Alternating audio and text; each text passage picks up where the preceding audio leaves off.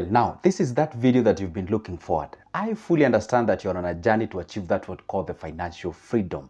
And you cannot do so if you don't understand some of the things that surrounds you. And it's my role and duty in this channel to make sure that I tell you the truth and I share the information that is so vital to the journey that you embarked on achieving that financial freedom.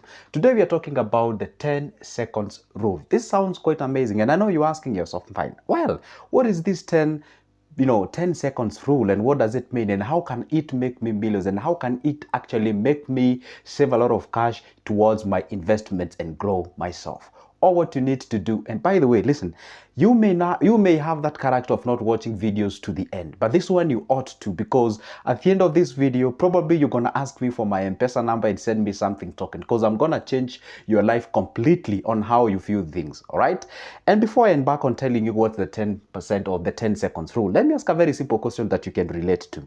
Have you ever shown up to a supermarket? You would like to buy, or maybe let's say you want to do your budgeting because, hey, you've been watching the Good Joseph channel, and the Joseph talks about budgeting for your life. Say it's at the end of the month, you have your salary, and you have a very nice, well-scripted budget for whatever you want to buy. And there you are moving from one stall to the other, picking some items and cancelling irrespective to what you've actually captured down on your receipt, or rather your script. Now, the point is this. Now, let's say at the end of the down there, the total was summing up, let's say, to 10,200. That's your budget. And there you are, maybe let's say you are with your couple out there, and then you are doing your shopping, what have you. And by the time you show up to the cashier, and the moment they print your receipt, when you look at the total balance or the total cost vis-a-vis what you actually wrote on that script, does not marry in any way, meaning that you've already thrift shopped, meaning that you've actually budgeted, or you have actually used more than you budgeted. Have you ever got yourself in such a problem? Then if the question, or if the answer is yes, then this is a video for you. Or maybe you've never gotten yourself in that problem, then you would rather watch you still need to watch this video so that you don't get yourself into that. Now, what is the 10 seconds rule?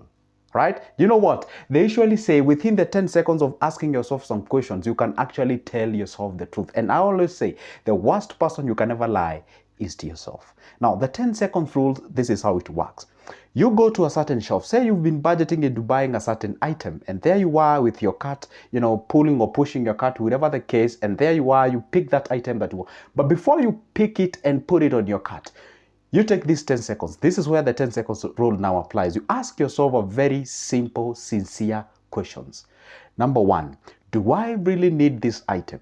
Yes or no? If the answer is yes, then ask yourself, what are the advantages? What are the reasons must I have this item in my house? 1, 2, 3. For example, let's say you are a coffee addict out there. Let's say each and every week you usually go to a certain coffee joint. You take yourself, like, let's say 3 or 4 times a coffee in that specific place because you love their cappuccino, you love their latte, you love their matcha americano, whatever the thing is. Okay, so the point is you love coffees. Now, and if you were to sit down with pen and paper, or maybe after watching my channel you sat down with pen and paper and you realize you're using couple of 1,000 or 2 in a single week towards a coffee. All right, and by the way, I'm using coffee for the purposes of the explanation of this video. This is not applying only for coffees. Okay, now you ask yourself, wow, what if I buy myself a coffee making machine and take it back home to my place, and I'll be using that to make my own coffee instead of buying from the place?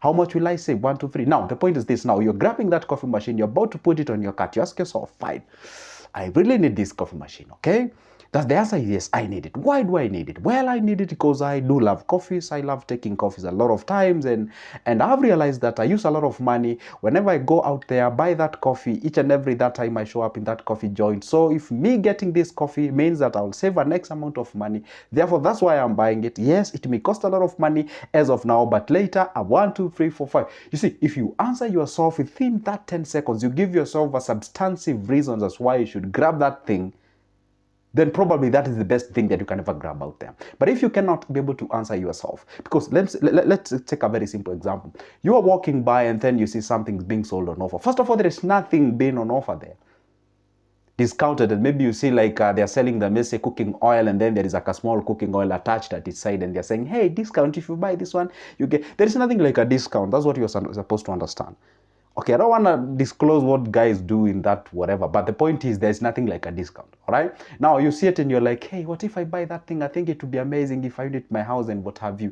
You go out there, you buy that thing, you don't really need it. By the way, have you ever gotten yourself in a situation whereby you buy an item or a gadget or a device, whatever it is, and then you take it home, you've never utilized? Or maybe you just saw a very nice good shoes, you buy it today, and then you wait today or maybe tomorrow, then after day, you're bored. I mean, you're kind of, I don't really need it. All right, that's for a fact. No, the point is this: before you buy any given item out there, before you actually go there and actually put it on your cart, show up to the cashier to actually for that specific thing, always consider asking yourself, what is the value? Okay, number one, ask yourself, what is the value of that item? Okay, if you can be able to answer this question, what is the value of that item? All right, let's say it's an X amount of money. Fine, I don't mean in terms of the price, I mean in terms of what change will it bring to your side.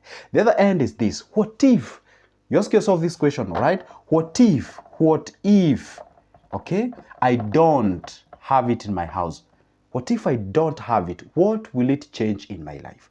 All right, where limitations will come from? What will be the limitations if I don't grab this item? What will be the challenges?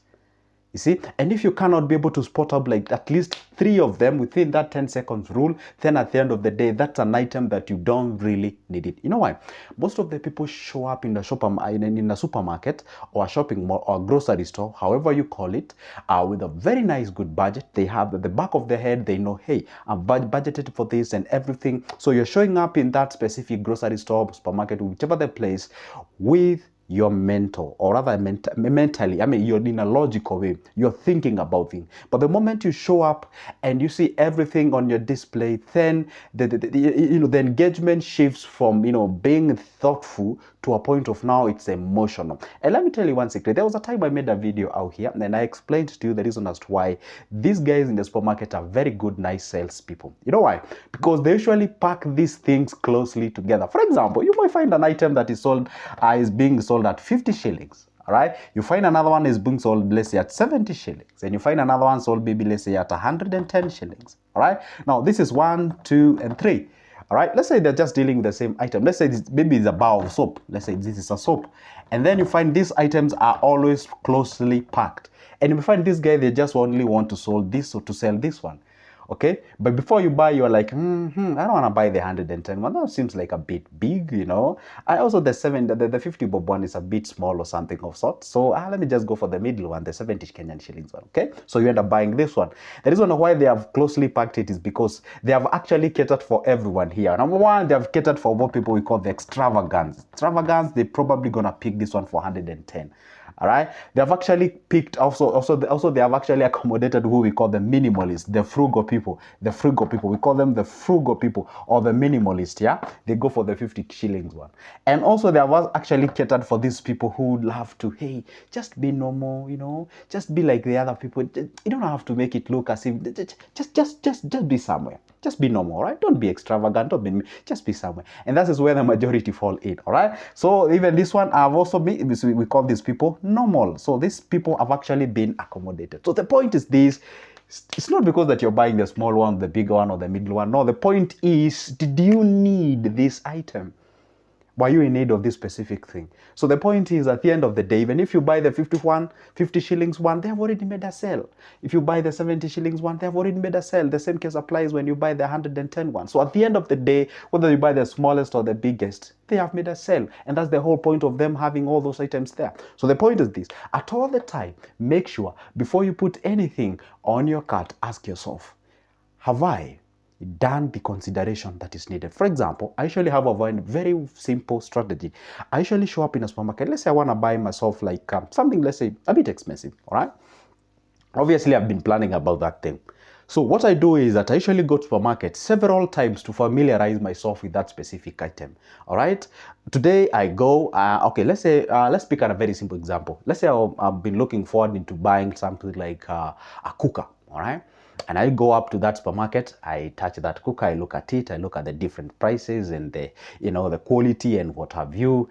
And then, okay, fine. I go back home. Let's say I was doing some other things, okay? Then I go back home. I really look at my kitchen. I really need this cooker because if it was there, it will solve me this problem, this and this and this, at least 3 problems and something of sort. I develop that emotions. I feel like I really need that item.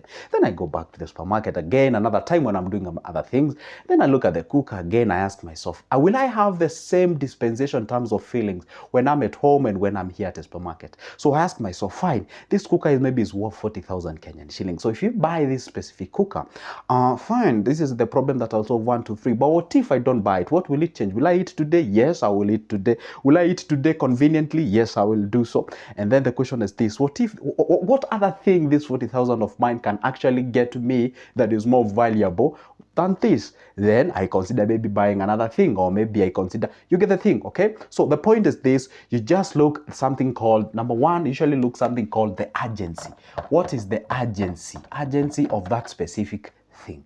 Number two, you look at the, what problems that they're gonna solve, the problem that it will solve, problems to be solved. You look at them, all right? And the last one but not the least, at least you look at what we call the price. Right? Because I don't want you to punch above your weight. You have to consider, number one, the urgency. How urgent do you need that thing? For example, let's say you have somebody who has just injured themselves back at home and you really need that gauge, to wrap them around or something. That's an urgent. You really need that thing. Whatever the amount of money you have to, but you really need that thing.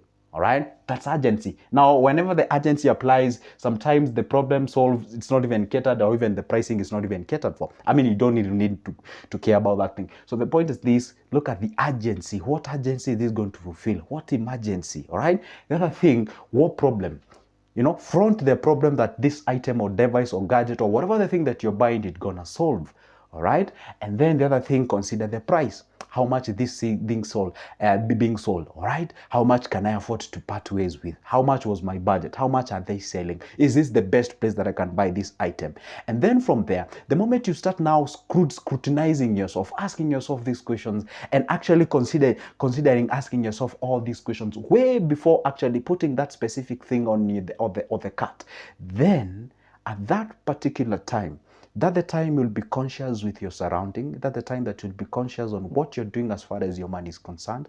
Probably you get yourself out of the problem and challenges that people talk of. Hey, you know what? I cannot even tell where my money is going. I cannot even know exactly what's going on in my life and all those kind of things. So it's always good to make sure that you understand yourself. It's always good to make sure that you understand where your money is going. Because if you do not, then at the end of the day, you cannot save. And by the way, let me tell you one secret.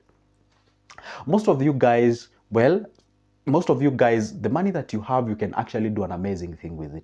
But majority of the people tend to believe, hey, I can only manage to save more if I get more on what I'm earning. Which is true anyway, but at the end of the day, the question is this: are you able to actually manage that what you have, so that whenever you get an increment on top of that, you can actually go way ahead into saving more? And remember this: I hate using the word saving. Saving at the end of the day cannot actually solve your financial freedom. That what you scale, that what you set aside, that what you create as a surplus is what you channel towards an investment. By the way, nowadays it's not a must that you save your money. You can save and invest at the same time. For example, if you get yourself into a money market fund, for example, if you get yourself into a treasury bills, okay, that's saving at the same time it's earning your interest. The point is, place your money where you're getting an interest that is above the inflation.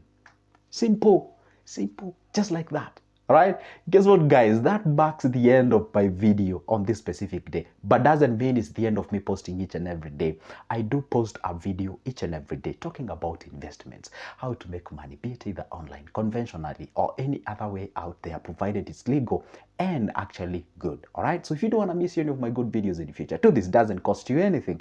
Down below here on your right, there is a small button written subscribe. It is in black. Hit that magical button and turn that notification bell, as well as like this video. And by only doing that, the whole YouTube will notify you whenever I upload a new good video. And by the way, you can as well have a conversation with me. You can call me. Yeah, where's my number? Simple. Down on the description of this specific video, where it's written more. If you click that, you get my number out there. You can give me a call. I offer those services. Well, obviously as a price of coffee, right? Anyway, I also have booklets about investments. If you want to grab any piece of it, it's only $280. For now, say goodbye. See you there the next time. But don't forget, hey, hit that subscription button. See you there.